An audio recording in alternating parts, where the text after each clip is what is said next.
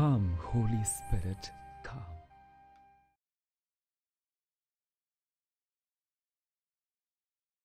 সকলকে জয় যিশু।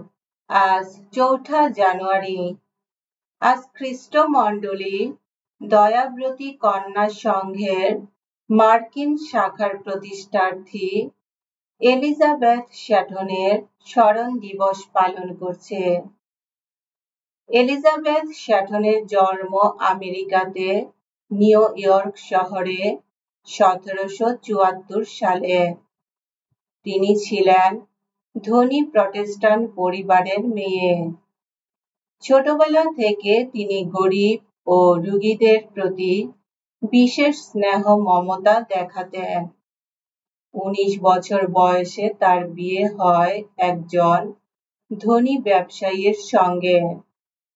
তাদের ৫ জন সন্তান হয়। তার বয়স যখন ২৮ বছর তখন তার স্বামী মারা যান।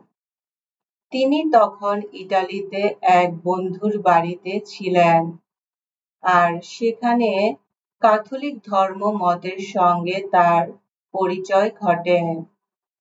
তারপর আমেরিকাতে ফিরে গিয়ে আত্মীয় স্বজনের অনেক বিরোধিতার সামনেও তিনি রোমীয় ক্যাথলিক মণ্ডলীতে যোগদান করেন।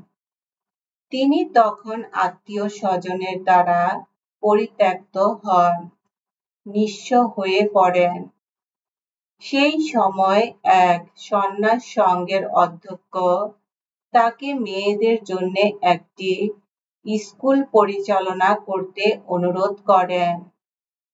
পরে মাদার শ্যাটন সাধু ভিনসেন্ট দে পল দ্বারা প্রবর্তিত দয়াব্রতী কন্যা সংঘের বিধি-বিধান অবলম্বন করে ওই সংস্থার এক মার্কিন শাখা গড়ে তোলেন।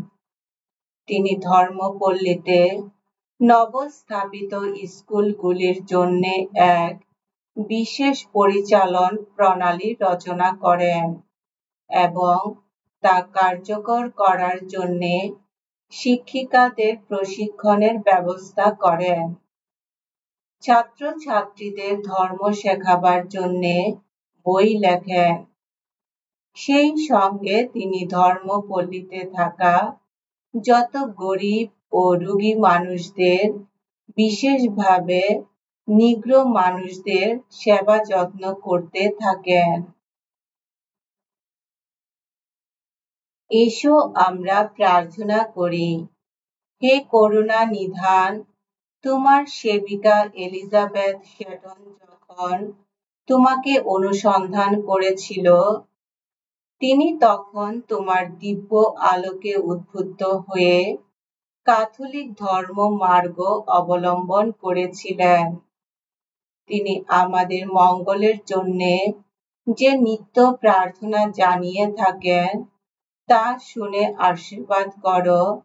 আমরাও যেন একাগ্র মনে তোমাকে অনুসন্ধান করে একনিষ্ঠ সেবা কর্মের মধ্যে তোমাকে খুঁজে পেতে পারি। তোমার পুত্র আমাদের প্রভু যীশু খ্রিস্টের নামে এই প্রার্থনা করি। পবিত্র আত্মার সংযোগে তোমার সঙ্গে জীবনময় ও সর্বনিয়ন্তা ঈশ্বররূপে তিনি যুগে যুগে বিরাজমান। আমেন।